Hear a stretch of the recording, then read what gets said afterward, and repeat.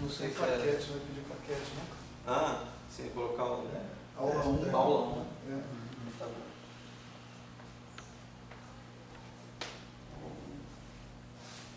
Talvez, se você já tiver isso claro, o que você vai tratar, entendeu? Só sim. para facilitar para o Tchau na hora de colocar no site. Tá bom, eu vou colocar então a revisão.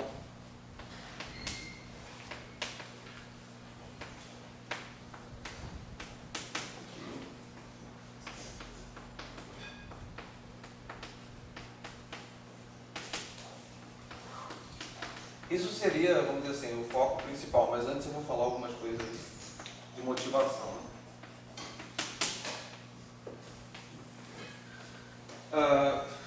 Bom, algumas referências.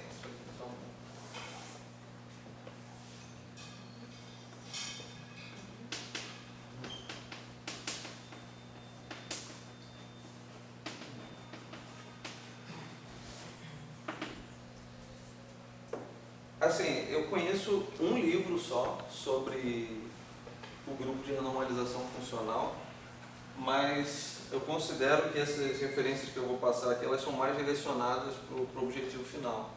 Ainda que não... Bom, tem uma referência aqui que com certeza trata de gravitação, mas em geral elas vão falar sobre teorias de gauge, de maneira genérica, o que vai ser importante para a quantização da análise do grupo de renormalização funcional da gravitação. Então, a primeira referência é um review que tem como foco Yang-Mills, mas já introduz toda a parafernália que precisa para a gravitação.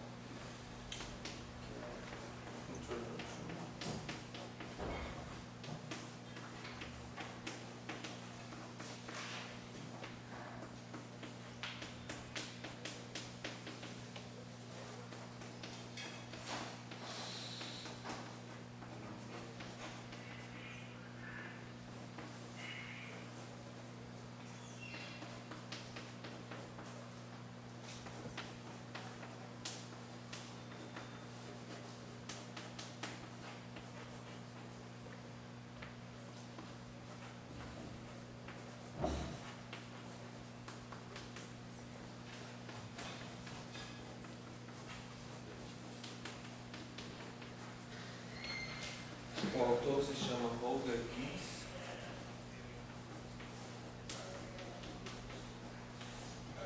E vocês podem achar isso no archive.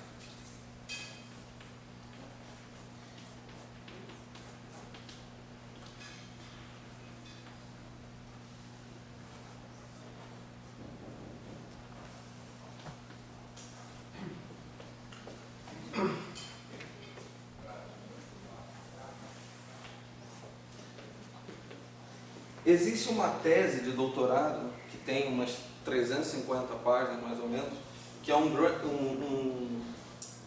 apanhado de várias técnicas, que foram, inclusive, várias delas inventadas e descobertas, não sei, pelo autor da tese, e que ele trata em detalhes tanto Yang-Mills quanto gravitação. Inclusive, esse autor é um dos grandes, vamos dizer assim, astros dessa nova geração de asymptotic safety, que é o Padelo, o Alessandro Padelo. Então,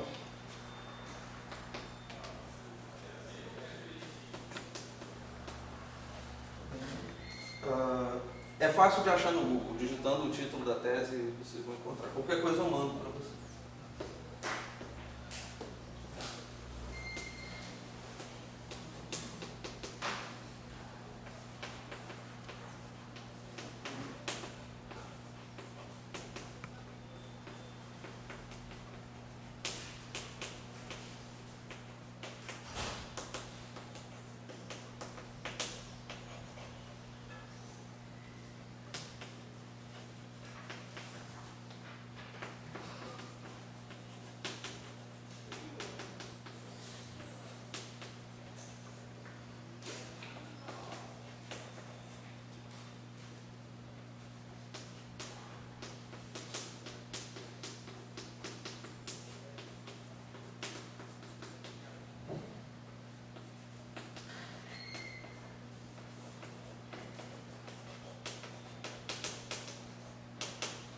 isso aqui é uma tese de doutorado.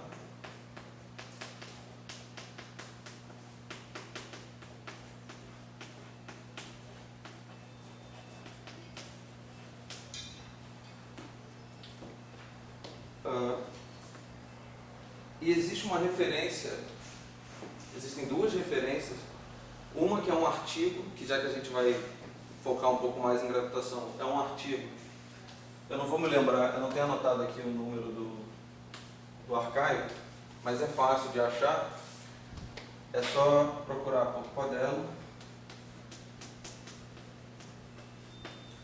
Hamed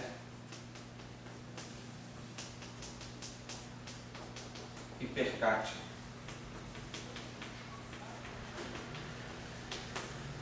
É um Annals of Physics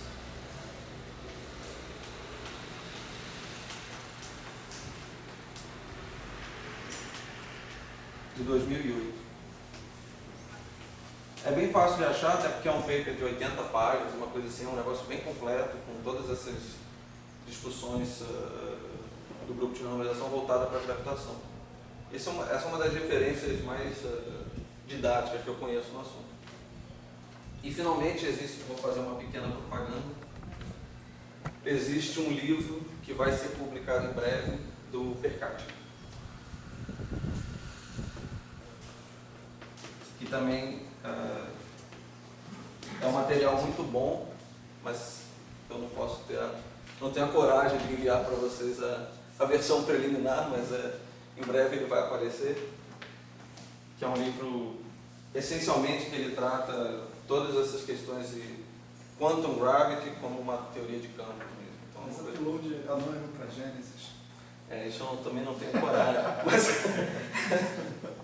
mas é bom, enfim.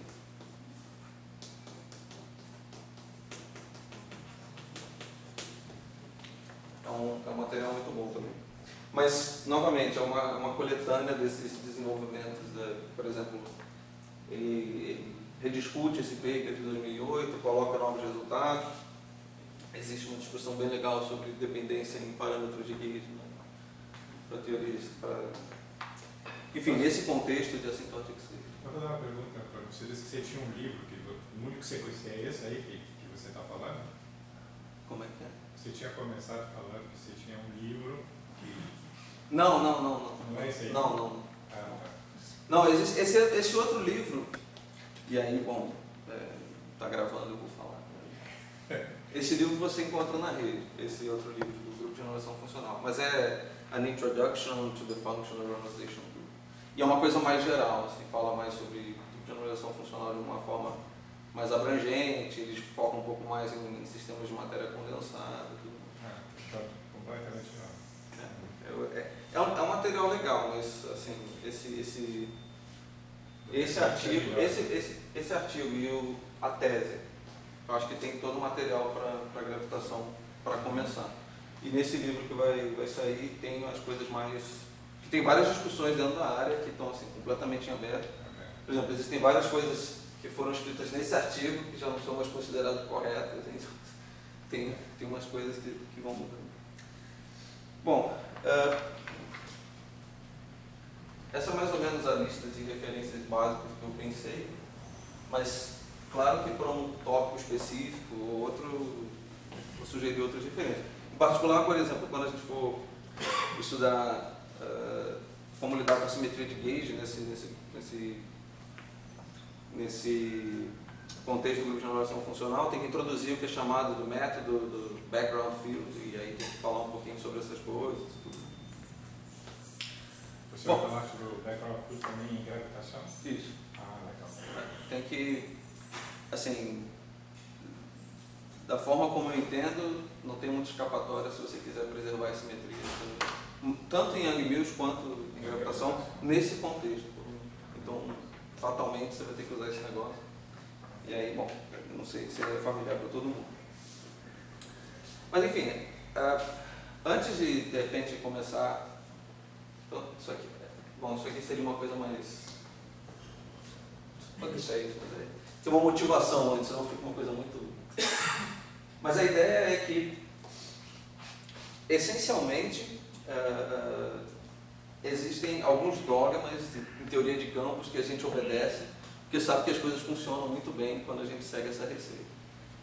Uma delas é, você tem que ter uma teoria local, você tem que ter uma teoria renormalizável, você tem que ter uma teoria unitária, enfim, todas esses tópicos que você, quando você se dá uma teoria de campo, você checa um por um para ver se a teoria é decente e continuar a fazer contas, fazem parte de uma construção muito bem feita e muito trabalhosa e que, de fato, te dá uma teoria de campos em que você consegue fazer previsões, consegue medir alguma coisa, fixar um número finito de parâmetros livres da teoria e depois disso a sua teoria é capaz de prever qualquer outra coisa, vamos dizer assim, entre aspas. E essa normalmente é a visão que nós temos de uma teoria renormalizável, ou seja, uma teoria renormalizável é aquela que precisa de um número finito de parâmetros a serem fixados e a partir daí ela é uma teoria que gera previsões não triviais uma vez que você tenha fixado esses parâmetros. Acontece o seguinte, a gente sabe que do ponto de vista prático existem teorias que não são renormalizáveis, mas que são muito úteis. São as chamadas teorias efetivas. Então, você tem uma teoria, você sabe que aquela teoria não pode descrever o que a gente chama, né? Não pode ser uma teoria fundamental, ela não é uma teoria que vai descrever um determinado fenômeno físico a todas as escalas de energia. Ela é válida até um certo cutoff, até um certo valor da escala de energia. Mas, dentro do domínio de validade, essa teoria é uma teoria muito boa, você faz contas com alta precisão e tudo mais. Um exemplo notável disso é a relatividade geral, tá certo? Você pode quantizar a relatividade geral do jeito que você está acostumado a quantizar qualquer outra teoria. Você sabe que essa teoria não é renormalizável, pelo menos a nível de teoria de perturbações. E você consegue, por exemplo, calcular correções quânticas para o potencial de Newton, tá certo? E essa é uma conta perfeitamente ok, não tem nada de errado com isso. Mas do ponto de vista de construir teorias fundamentais, a gente sabe que em algum momento, se a gente continuar com essa receita, a gente vai esbarrar num problema quando chega, por exemplo, na escala de Planck. Então, a questão toda é... Bom, a pergunta que a gente pode fazer é a seguinte: então, uma teoria fundamental, estou pensando do ponto de vista da renormalizabilidade, é uma teoria que é renormalizável a todas as ordens em teoria de perturbação. Essa é normalmente a filosofia que a gente segue quando a gente está estudando teoria de campos usual. A questão é a seguinte, do ponto de vista lógico, tá certo? A teoria de perturbação é uma ferramenta que a gente usa porque a gente não sabe fazer as contas exatamente.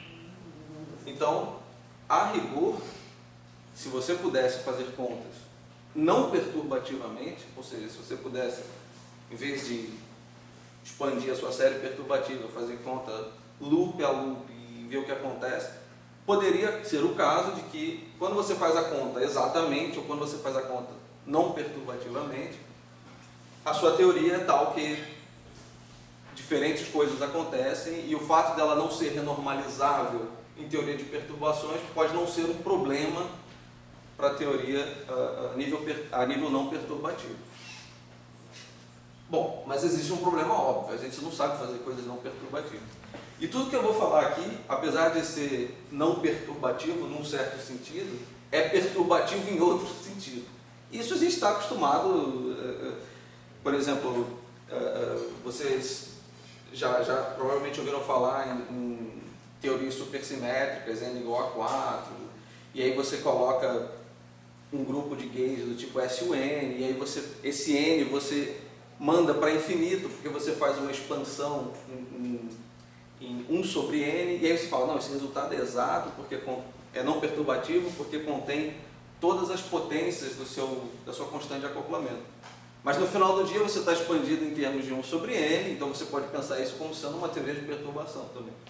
Então, é não perturbativo no sentido de você conseguir fazer contas, vamos dizer assim, com funções racionais da sua constante de acoplamento, mas você está expandindo em algum outro parâmetro da teoria.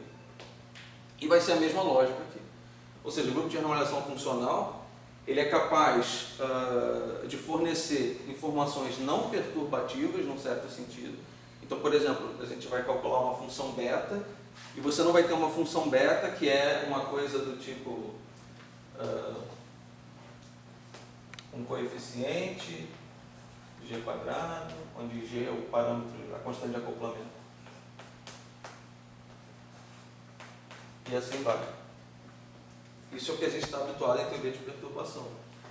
Aqui, eu posso, usando o grupo de renormalização funcional, ou usando qualquer outra técnica não perturbativa, vamos dizer assim, você pode obter uma função beta que não seja uma expansão só em uma série de potências em G. Você pode ter uma função complicada de G, uma função racional. Mas a questão toda é que esse resultado que você obtém pelo grupo de renormalização funcional, ainda que seja não perturbativo nesse sentido, é obtido através de uma aproximação que você faz em algum momento da sua conta. Isso vai ficar mais preciso em algum momento. Mas, e um dos desafios é justamente entender como controlar esse tipo de aproximação que você faz para obter os seus resultados. Mas a forma como eu vou encarar uma teoria de campos aqui, então em vez de fornecer uma lagrangiana, e aí você sabe toda a receita para descobrir se essa teoria é perturbativamente renormalizável, e aí você está dentro do campo, vamos dizer assim, das ferramentas usuais, eu vou pensar na teoria de campo como sendo, na verdade, uma trajetória num espaço que a gente chama de... eu não sei como chama isso. O seu espaço da teoria, vamos dizer assim. Espaço-teoria. Espaço quê? Espaço-teoria. Não sei, bom, alguma coisa desse tipo.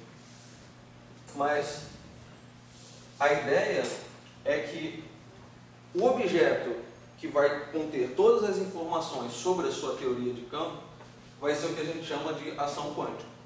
Ou seja, vai ser o que é usualmente denotado por gama, que é o gerador funcional de diagramas 1PI. Esse cara aqui, eu posso pensar como sendo uma combinação. Então eu vou botar aqui um somatório.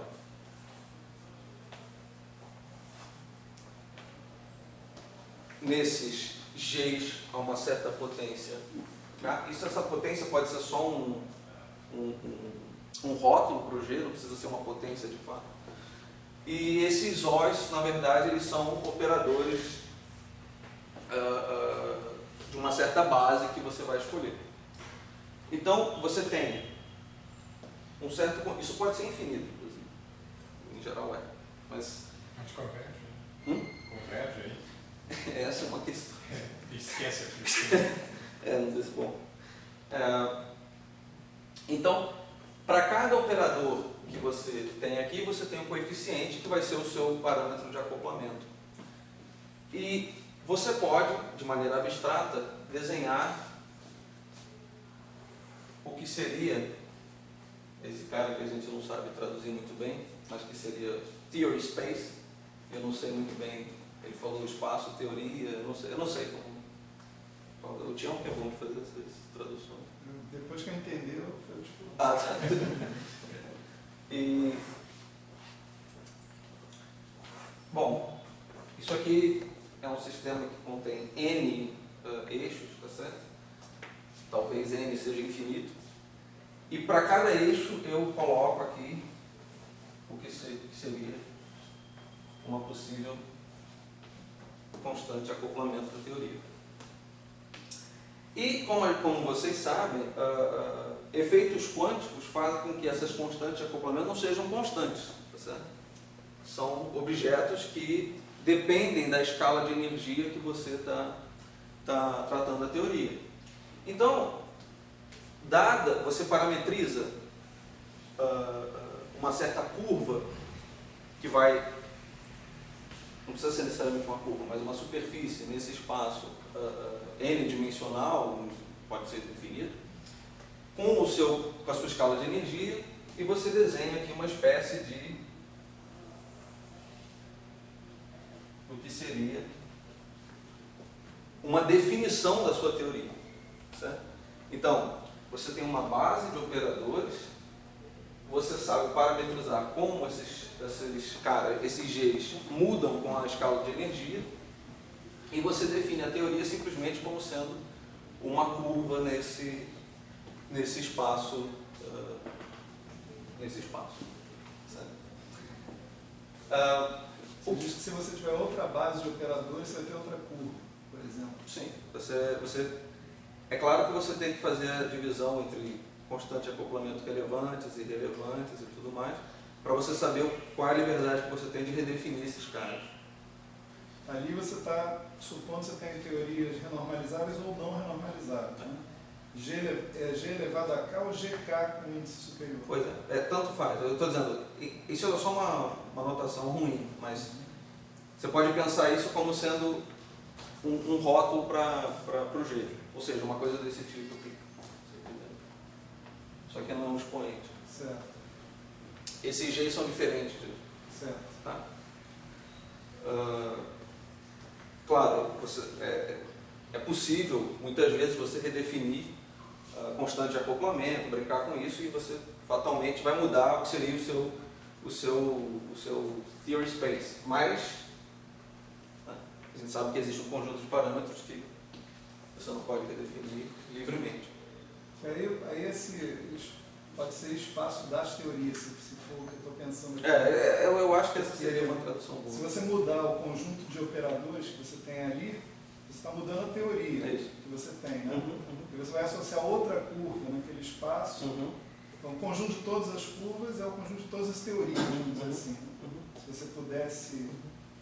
Não sei se eu estou... Não, eu acho bem natural.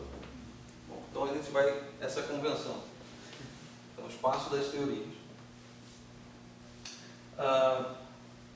Bom, a mudança da sua escala de energia, usualmente a gente sai do que a gente chama do ultravioleta, do profundo ultravioleta, e você vai fluindo essa teoria até o infravermelho.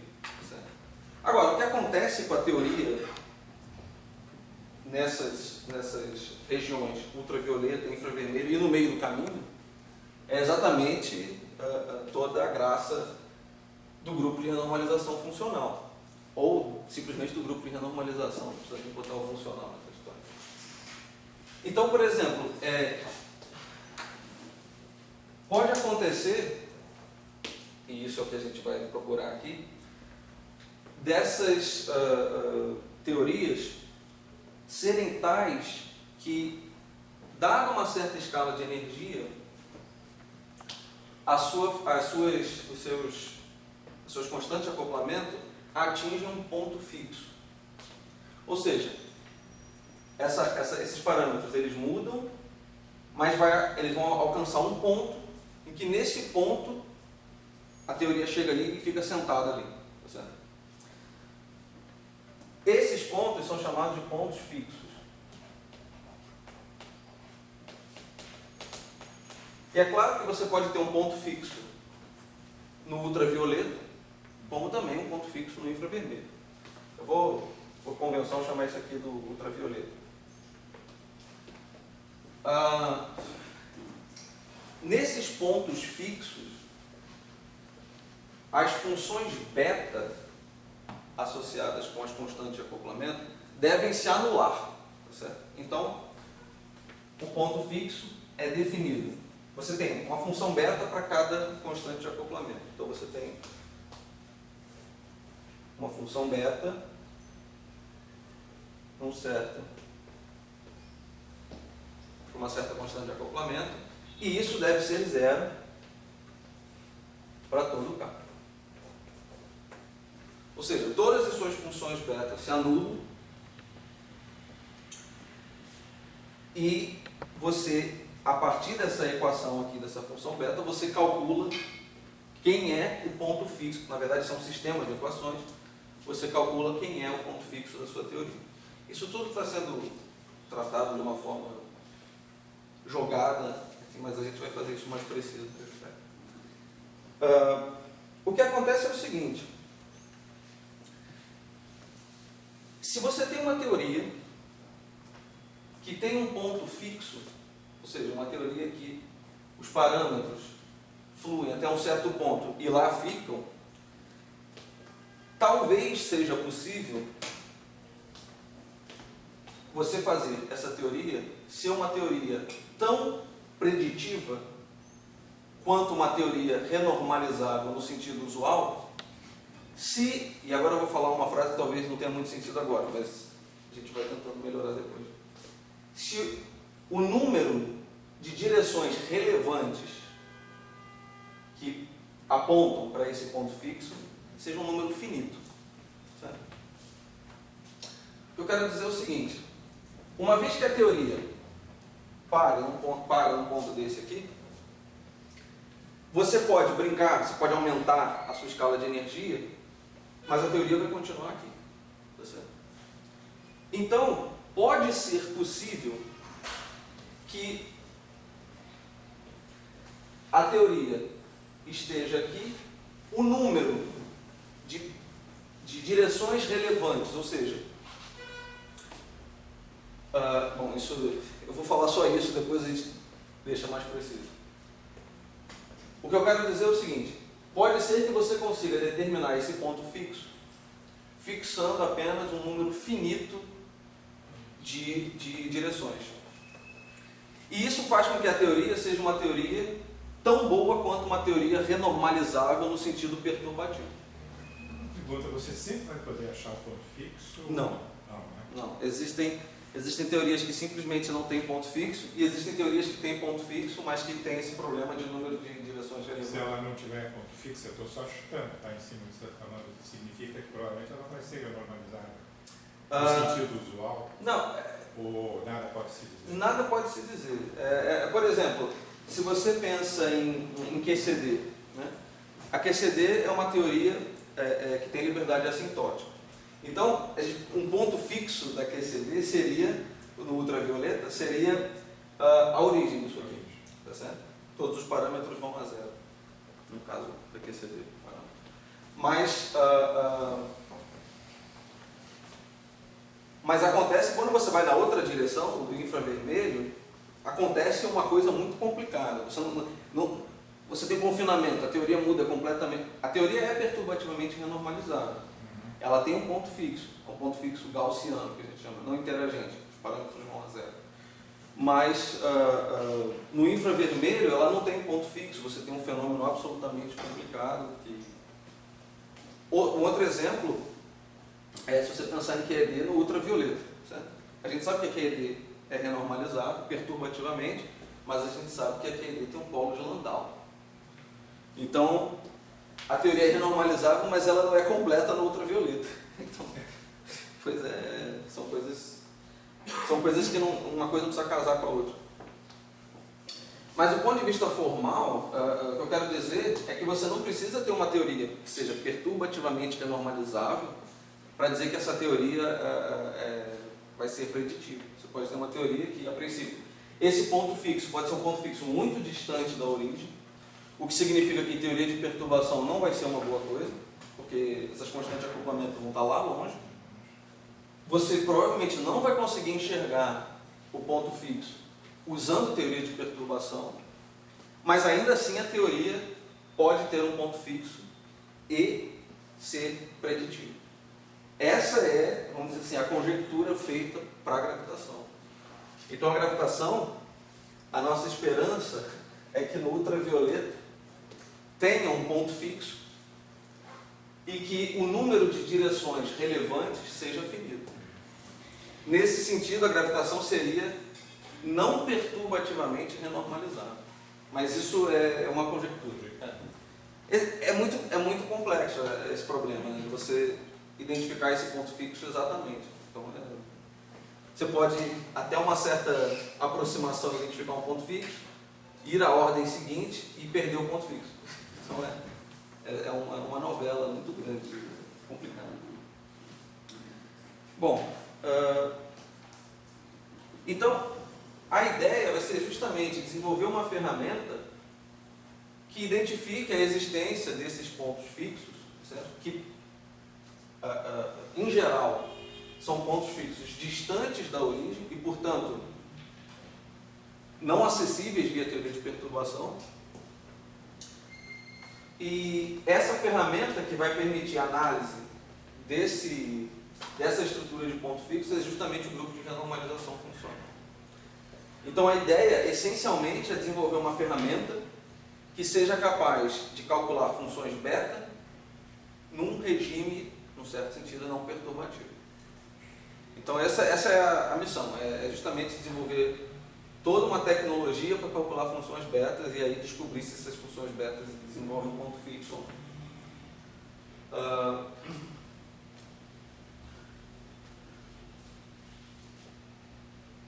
Não sei se eu tenho mais muita coisa para falar sobre isso. Alguma pergunta? Comentário? Milhões, mas a gente guarda. Não, claro. Bom.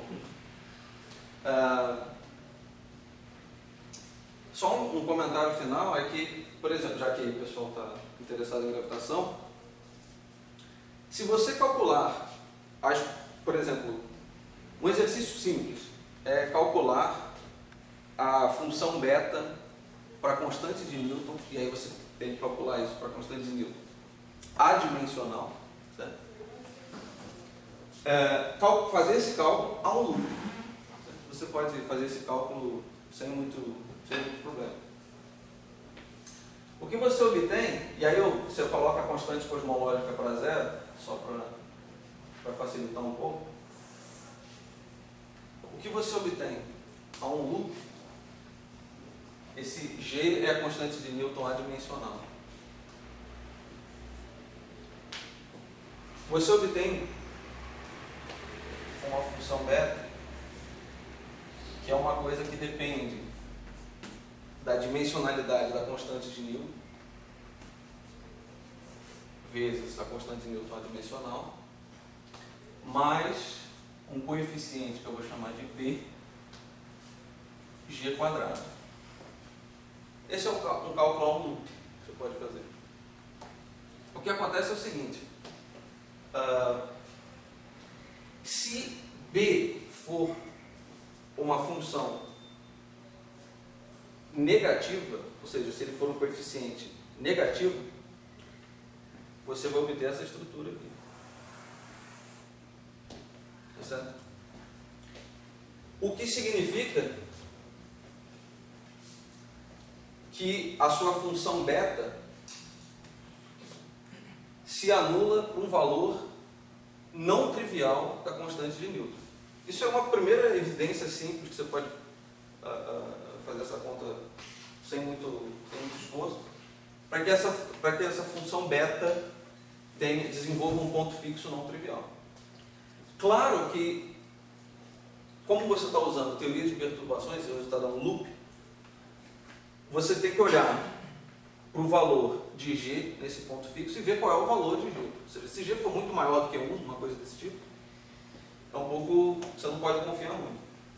Mas o que é curioso é que se você repetir essa conta usando o grupo de renormalização funcional, ou seja, levando em conta efeitos não perturbativos, o que você obtém vai ser uma função beta, que vai ser essencialmente isso, e aqui você vai ter uma função que é desse tipo aqui, eu não me lembro exatamente, mas vamos chamar uma coisa desse tipo. Você tem uma função racional de G. Então isso aqui seria uma coisa não perturbativa. Eu não tenho certeza sobre essa estrutura, mas é só para ter ideia. E você calcula o zero dessa função beta, você obtém uma coisa que seria desse tipo, vamos dizer assim. Um resultado melhor, mais confiável do ponto de vista. Ou seja, você tem mais segurança de falar que esse é o ponto fixo do que esse cara aqui. A grande questão é a seguinte, e esse é um desafio que está relacionado com a discussão de vocês no começo. Funções beta. Bom, a gente sabe que se você faz uma conta em teoria de campos, você calcula uma quantidade, um observável, é claro que, pelo menos a gente espera, que o observável independa de possíveis ambiguidades que você tem na sua teoria. Por exemplo, a forma como você fixa o seu gauge, ou a forma como você parametriza suas flutuações. Mas existem quantidades que não são necessariamente físicas, como funções beta, que você, ao calcular, sem colocar os seus campos on-shell, ou seja, isso talvez está adiantando algumas coisas, mas se você não faz isso, não há nenhuma razão para que, por exemplo, funções beta independam dessas quantidades. Então você pode ter funções beta que dependam de parâmetros de calibre, ou funções beta que dependam da parametrização das suas flutuações, e aí isso é um certo problema, porque como você pode calcular o zero de uma função beta, que depende desses parâmetros não físicos, e confiar num número em vez do outro? Ou ainda, você pode se perguntar, existe uma forma, existe uma certa combinação desses fatores redundantes, desses fatores não físicos, que podem jogar fora o ponto fixo? Você pode se perguntar isso também. E a resposta é sim. Então você pode, por exemplo, calcular essas funções beta, ter uma certa dependência em parâmetros de calibre, ajustar esses parâmetros de calibre de uma forma que você esteja afim e obter uma coisa desse tipo aqui, por exemplo. Então, nesse caso, você teria um ponto fixo, por outro lado, para G negativo, e aí seria uma coisa... Bom, enfim. Então, o ponto é, existem vários desafios técnicos, além de você trabalhar com coisas que seriam não perturbativas, existem desafios técnicos de como lidar, como controlar essas quantidades. E isso faz parte, vamos dizer assim, de trabalhos muito recentes nessa área. Por exemplo, do ano passado para cá, tem pelo menos uns 4 ou 5 artigos tratando só esse problema, de você ter dependências do gauge nas suas funções beta e na parametrização dos campos na flutuação. Tudo. Bom, tudo bem, isso é só não é uma boa forma de vender o produto, né? Você devia falar das bilhões de vantagens de fazer isso, mas tudo bem. Eu vou ter tempo para falar dos benefícios. Mas então eu vou começar com uma pequena revisão de teoria de perturbação para a gente uniformizar a notação aqui.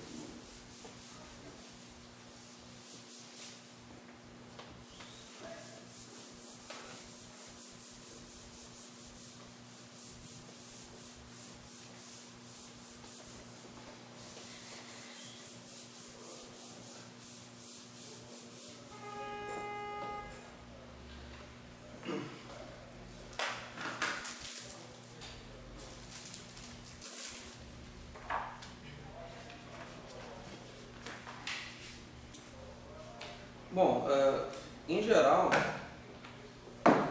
não sendo menos criativo que o resto dos cursos de teoria de campos, o protótipo vai ser lambda Φ4, porque é onde a gente consegue fazer o maior número de contas e pedir que vocês também façam o maior número de contas sem tanto esforço assim, que já dá bastante trabalho, na verdade. Mas, então eu vou... Esse aqui vai ser o tópico 1, vai ser uma pequena revisão.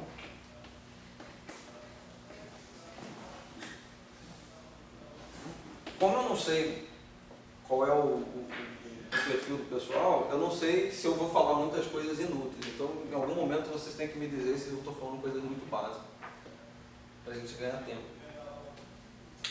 Mas, eu vou começar então com um modelo lambda Φ4, com 4 dimensões, euclidianas ainda. Eu vou fazer logo as coisas como a gente vai precisar. Então, bom, o modelo tem uma ação que todo mundo conhece muito bem.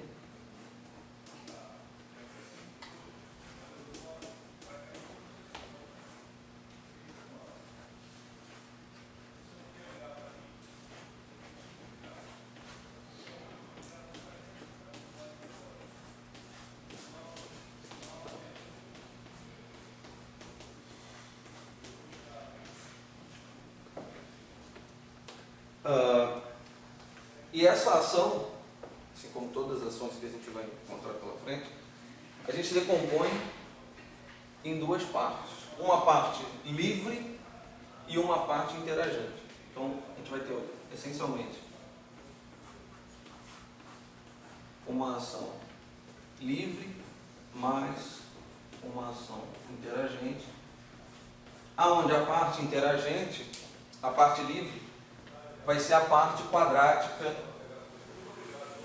nos campos, que é dada simplesmente por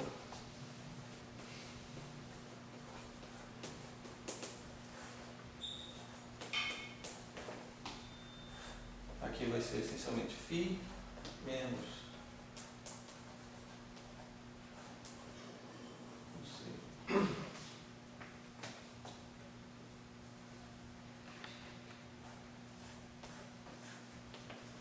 e a parte interagente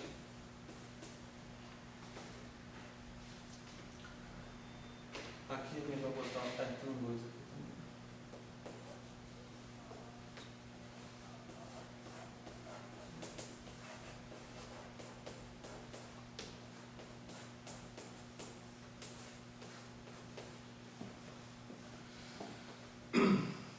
E a quantização que eu vou adotar aqui vai ser a quantização via integral de caminho, que, como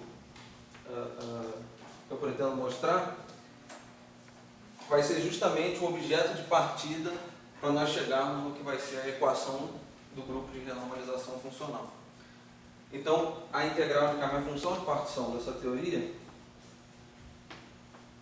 vai ser definida pela seguinte expressão.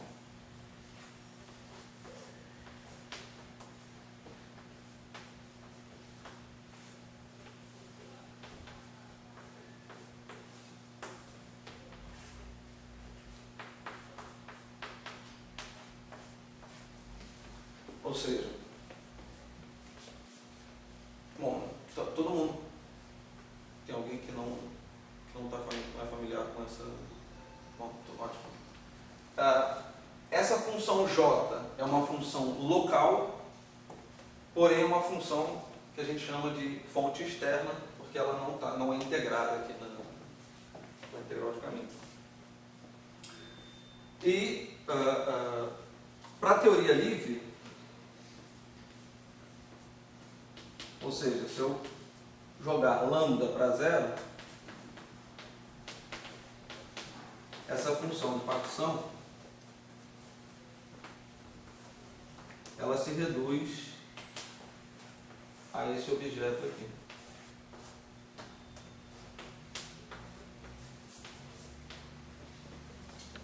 Isso aqui, essencialmente.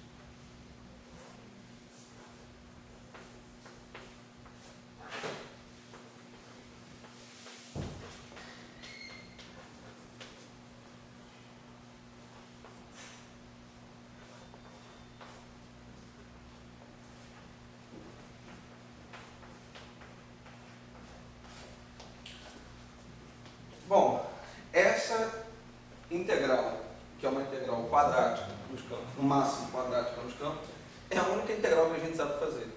A única integral funcional que a gente sabe fazer. E o resultado, eu lembro para vocês, é o seguinte. Eu posso calcular essa integral e isso vai dar o determinante. Esse determinante então uma potência menos sobre 2 vezes a exponencial da integral em d4 y1 d4 y2 j y1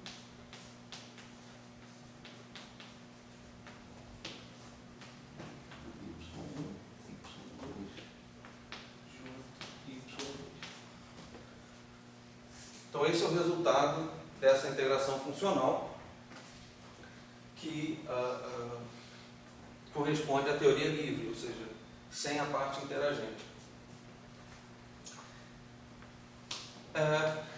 Agora eu vou definir, já que vocês conhecem bem isso. Operadora menos um, né? Isso, obrigado.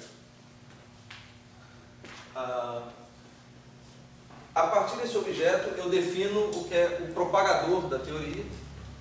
O propagador vai ser denotado dessa forma. E esse propagador nada mais é do que a definição dele. Vai ser a derivada funcional segunda em relação às fontes externas deste objeto Z de J, dividir, jogo as fontes para zero, depois de calcular essa derivada funcional, e divido o resultado pela função de partição com as fontes desligadas. Certo? Bom, se você faz essa conta, o que você obtém é que o propagador da teoria livre, ele nada mais é do que tem um fator de H cortado,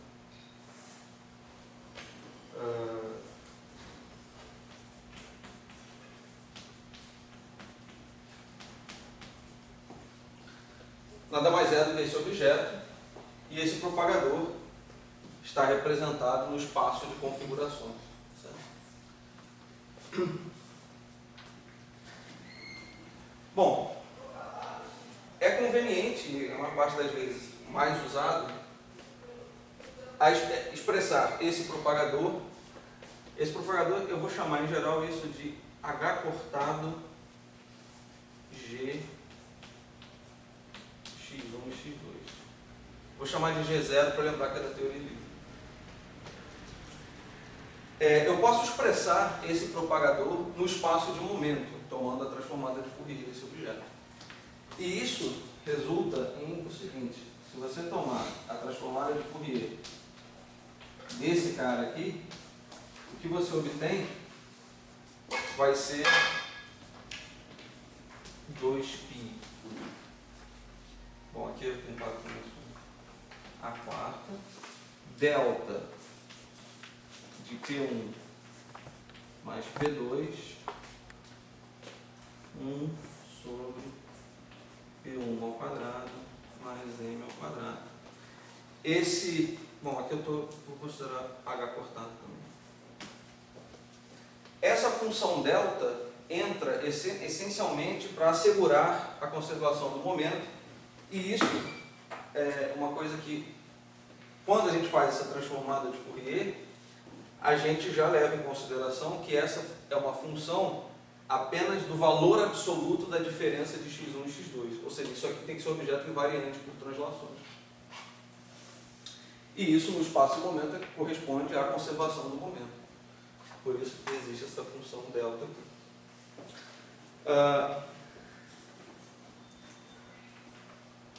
Bom,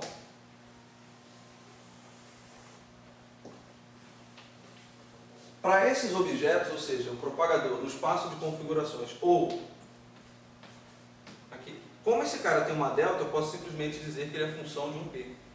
Certo? Então, seria uma coisa desse tipo aqui. Esse P, enfim, eu poderia botar P1 aqui, no P2. Esse cara e esse cara, em geral, nós representamos graficamente através, então, esse objeto aqui, nós usamos como uma representação gráfica simplesmente uma linha que sai do ponto x1 e vai até o ponto x2. E no caso da representação de momento, isso aqui seria simplesmente H cortado, uma linha, e associada a essa linha você tem um momento K. Bom, uma vez que nós conhecemos esses propagadores, nós podemos girar a manivela e usar o chamado Teorema de Wick. O Teorema de Wick, no contexto da integral funcional, é uma coisa relativamente simples de você entender. Não vou provar, mas é relativamente simples de você entender a estrutura do teorema. Então, o Teorema de Wick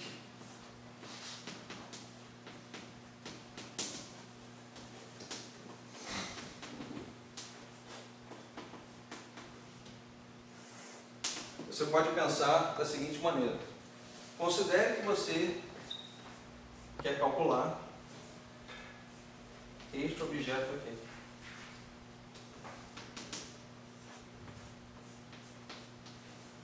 Onde esse n é um número arbitrário.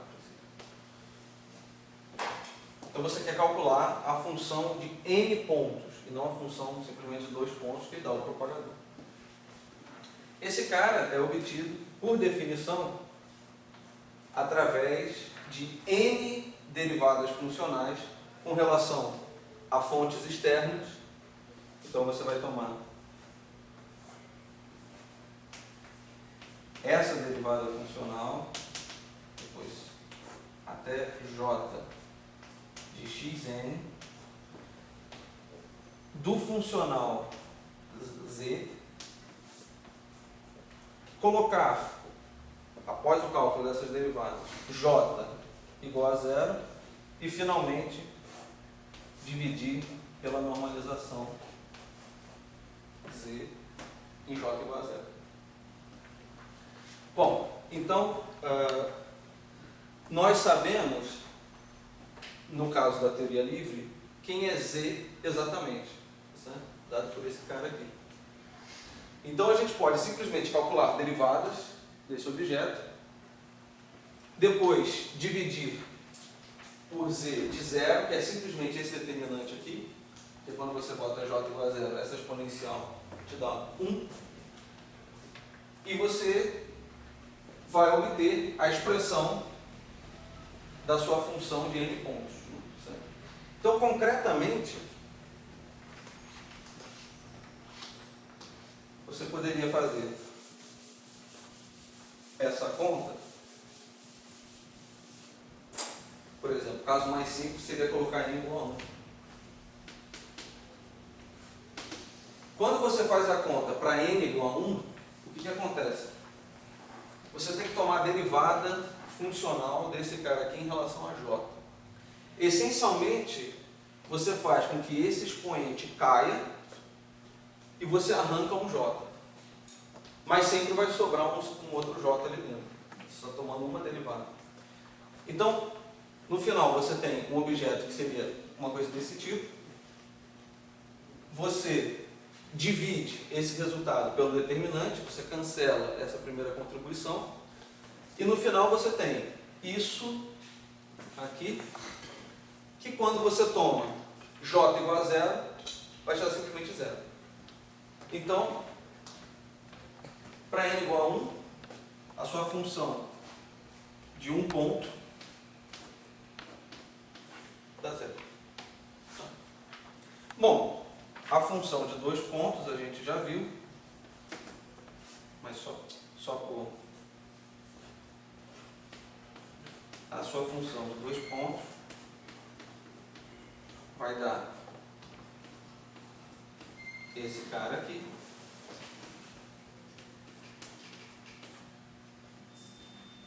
E agora você poderia calcular a função de 3 pontos. Certo?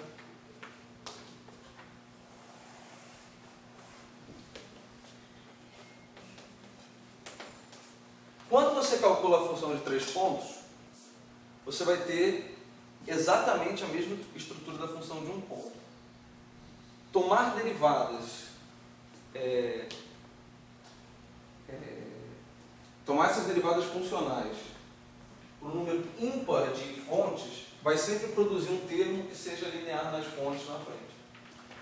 Bom, isso é um exercício simples de verificar. Então isso vai dar zero de novo.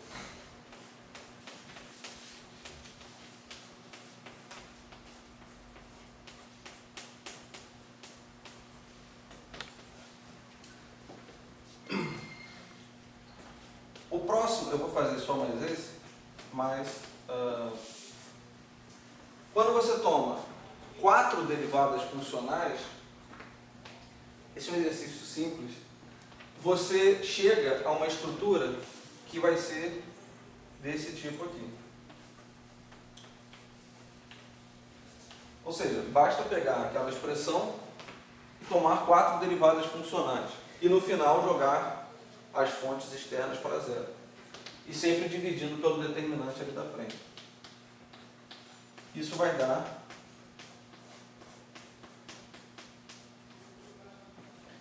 um objeto que vai ser HG X1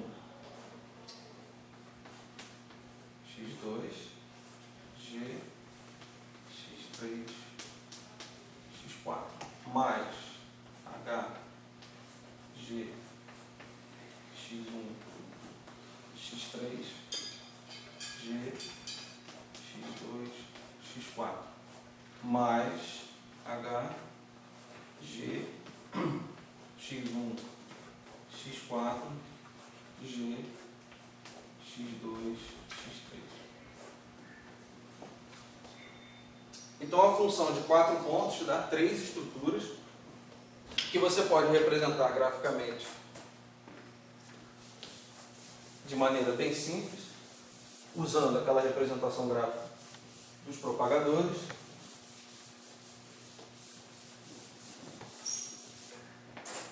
Que é simplesmente o seguinte: essa função de 4 pontos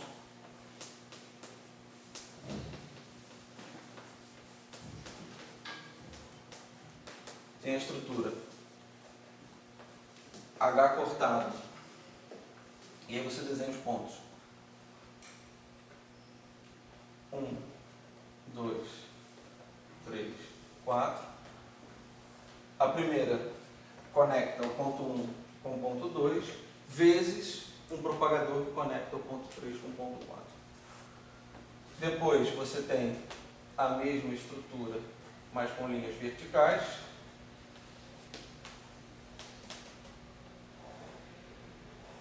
E finalmente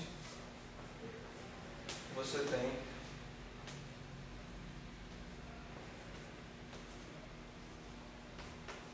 esse cara aqui.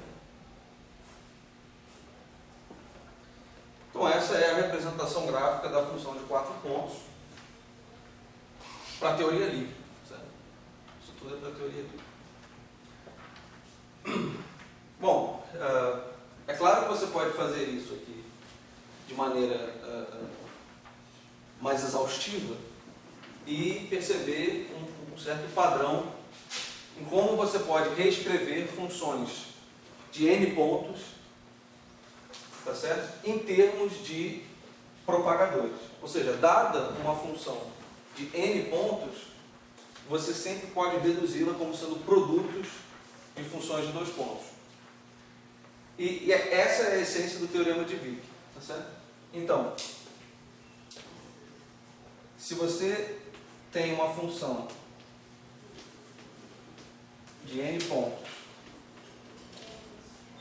e esse n é um n, bom, então isso aqui, essencialmente, você vai ter 2 possíveis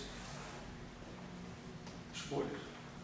Ou n é ímpar, ou seja, ou n é igual a uma coisa desse tipo, e aí por esse argumento de que vai sempre sobrar um termo linear em J, e quando você tomar J igual a 0, isso vai dar 0, as funções de correlação vão dar 0,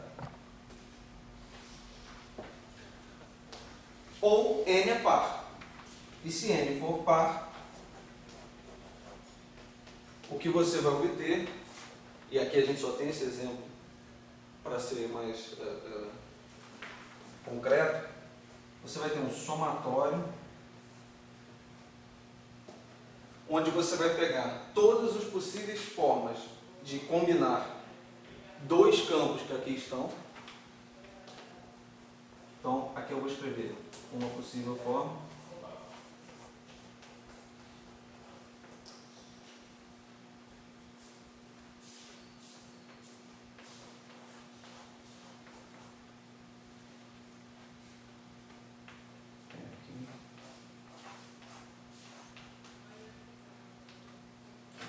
Bom, isso aqui é n menos 1 e xn. E é claro que você depois tem que misturar, tem que embaralhar esses rótulos x1, x2, de maneira que você vai, eu não sei se essa palavra existe, você vai parear, existe essa palavra? Pareamento existe? Existe, tudo bem. Então é um somatório sobre todos os possíveis pareamentos.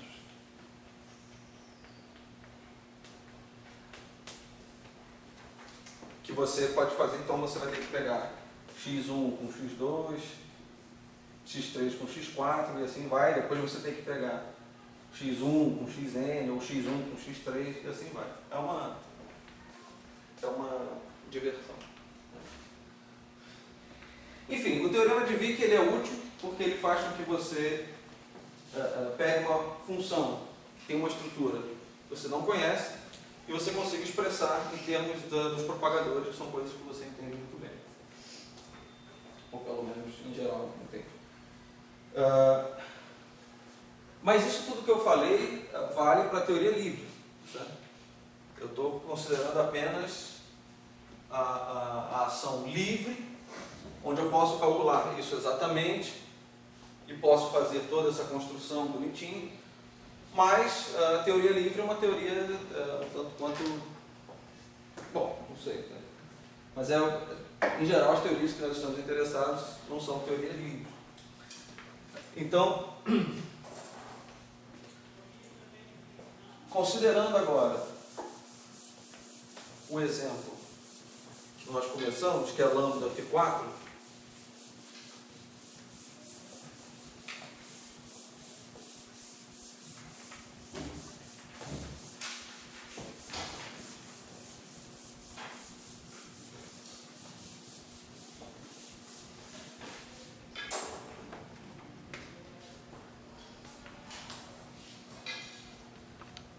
então, agora a ação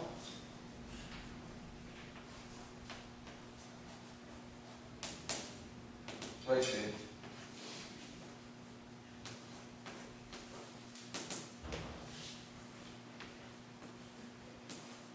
a ação livre mais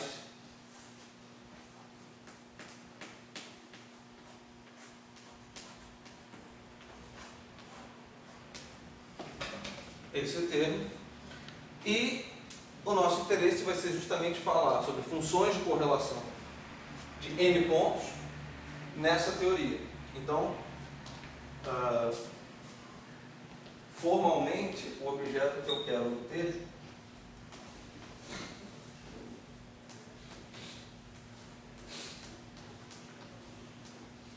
é esse cara aqui. Por definição, vai ser esse cara que aparece aqui.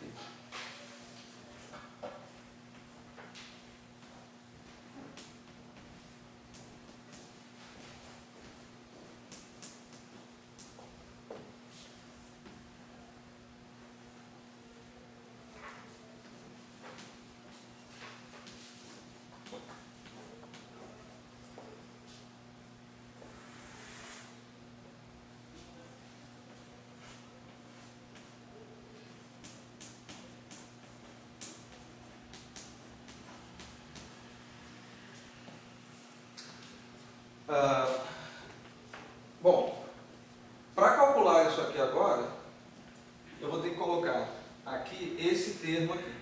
E esse termo estraga tudo que a gente fez no caso livre, porque essa integral a gente não sabe calcular exatamente como a gente fez no caso da teoria livre quadrática. Então, a partir daqui, a forma mais eficiente que a gente conhece para fazer cálculos é o que a gente chama de teoria de perturbações, onde a gente assume que esse parâmetro, lambda, é um parâmetro suficientemente pequeno, ou seja, vamos declarar que esse parâmetro é um parâmetro pequeno, onde eu posso reescrever, portanto, a parte de interação, que é dada por isso aqui,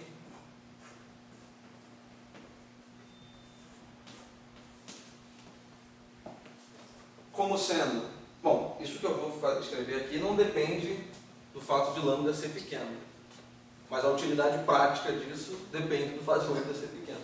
Ou seja, eu posso escrever isso através da expansão em série de Taylor da função exponencial.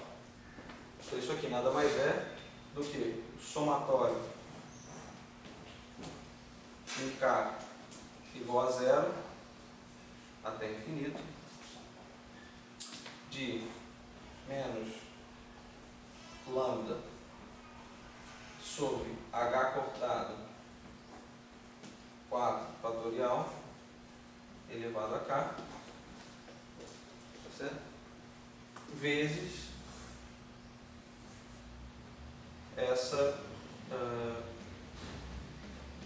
integração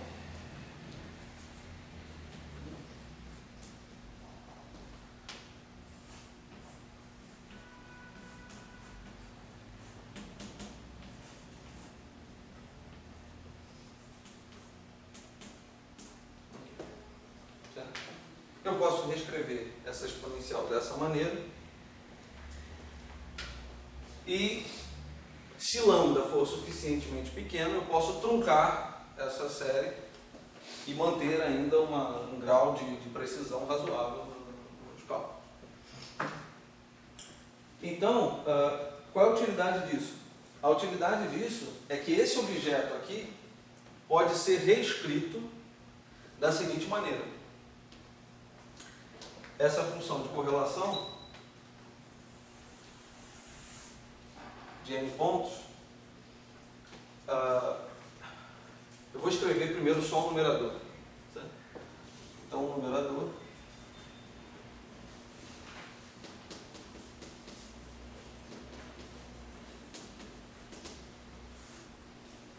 ele pode ser escrito como sendo essa integral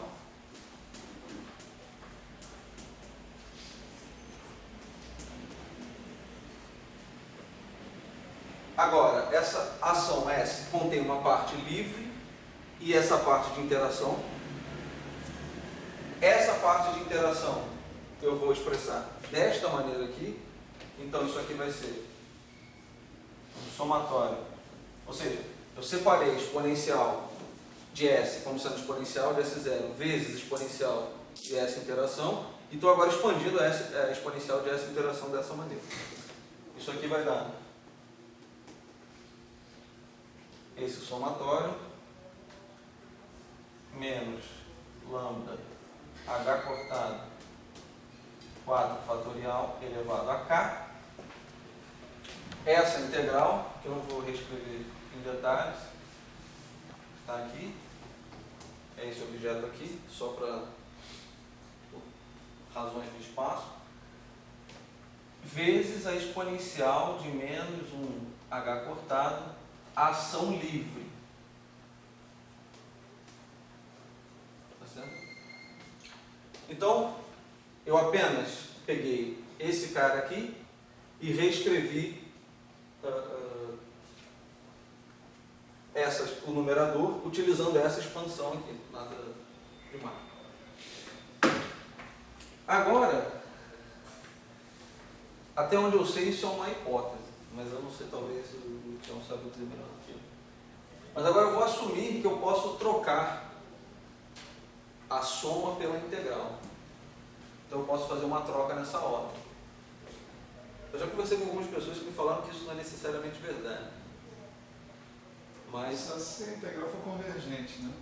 Pois é. Isso vale para qualquer coisa. Agora, a gente não sabe, então. Pois é, mas assim, o que as pessoas... Existe uma argumentação de você fazer todo esse procedimento numa rede, né? Ou seja, você faz a coisa bem definida, bem posta. Mas tem sempre um problema de tomar o limite do contínuo. Mas enfim, né? Isso faz parte. Então eu troco a ordem dessa soma com essa integral funcional. Então isso aqui vai ser... E a própria soma também é divergente, né? É. Ela tem que ser divergente, Isso inclusive. Então é mais problemático ainda. Então, melhor relaxar. Não, eu também acho. Para mim isso sempre foi uma coisa muito óbvia, trocar. Mas depois quando alguém fala, você começa a perceber que, mas enfim, que de fato não é nem um pouco óbvio. É só uma irresponsabilidade usual do físico. Então você passa esse somatório para fora, eu vou botar também esse fator para fora. Está faltando um sobre K fatorial, desde a outra linha. Ah, sim. Obrigado. Só para o vídeo. Não, tá ótimo.